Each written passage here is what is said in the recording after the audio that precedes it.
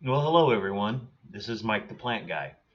I wanted to talk to you today about Taylor junipers, a really nice, fairly new plant in the nursery trade that's got some great characteristics that should help it thrive in most landscapes across the central United States.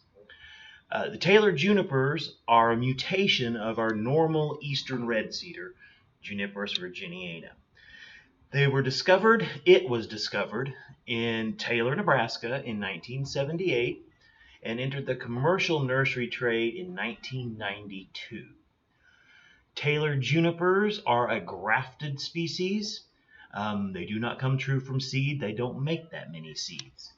They are grafted on the Chinese juniper, the Hetzi juniper, and the main reason for this is that Hetzi junipers root very easily. Taylors do not root very easily on their own, as most eastern red cedars do not root very easily on their own. So Taylors are grafted, grown out in the nursery, and are available in sizes from a 1-gallon pot clear up to 15-foot tall trees, ball and burlap.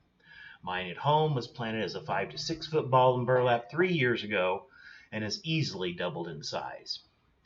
The interesting thing about Taylors is they seem to like to be in the wind, which sounds strange, but it seems like the wind tightens them up.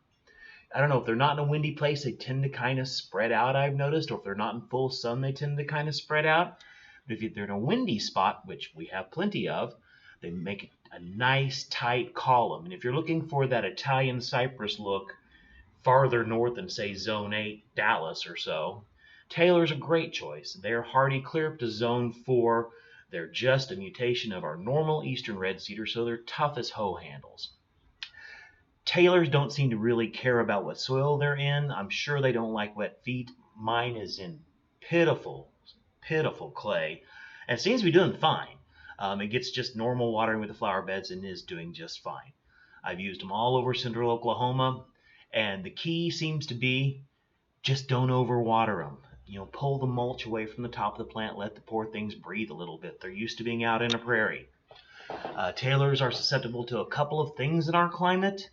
They tend to get bagworms, just like most evergreens and just like all eastern red cedars, but easy to control. A neonicotinoid for something systemic.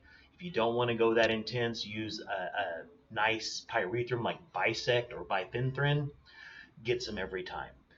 They also are carriers of cedar apple rust, and they will get what looks like a tumor on them, and that tumor will sprout orange jelly blobs. It looks like a little jellyfish or something in the tree, and that's the sporing body of this particular fungus that causes cedar apple rust. So if you have apple trees, crab apple trees, and even some pear varieties close by, they can pass that disease back and forth between the two.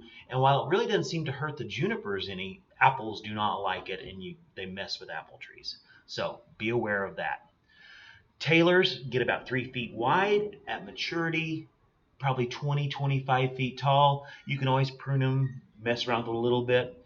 Ice storms, they tend to bend over. You can straighten them back up. They tend to want to straighten up on their own, and a little wind seems to help do that.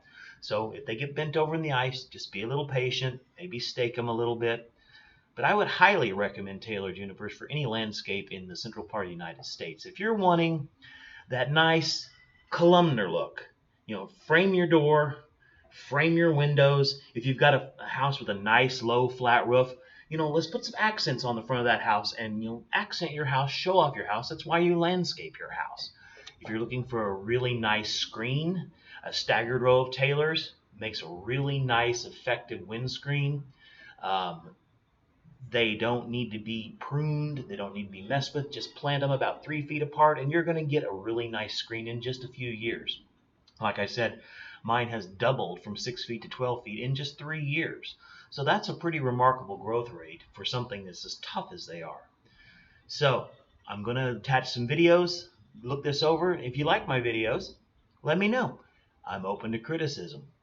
So enjoy growing in your garden, and I'll be back with another video soon. Thanks.